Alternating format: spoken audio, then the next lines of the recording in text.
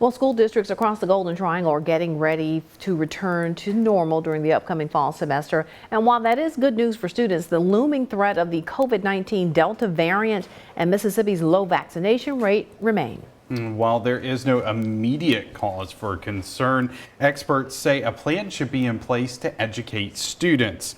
WCBI's Stephen Pimpo talks with an advisor who works with 20 different school districts across 11 states and has the story. The virus is still out there, and there are a significant number of families that want to continue with an online option.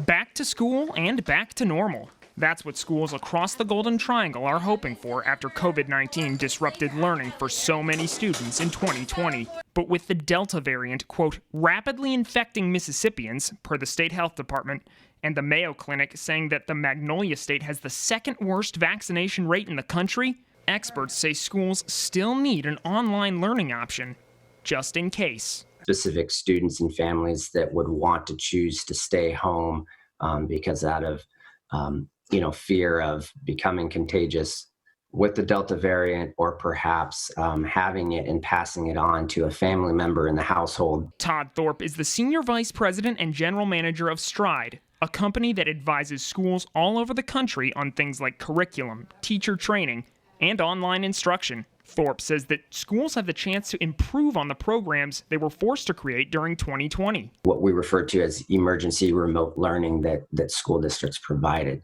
So I think there's a foundation at each of the different school districts. Thorpe says that adopting a single learning management system and balancing out who will teach online and who will teach in person are some of the improvements other schools have made. The biggest hurdle for online learning in the Golden Triangle? Equity and access is a common challenge that districts and providers face related to access to devices, access to internet, in the rural areas especially. Thorpe says possible solutions to this issue involve schools partnering with internet providers or choosing between asynchronous instruction. The students learning it on their own without a live instructor in front of them. Or synchronous instruction, where teachers would then instruct, through Zoom, and students being on the other end. Whether it's a quarantine or some other emergency, Thorpe says that having a plan B can help minimize potential learning disruptions in the future. Having those components in place already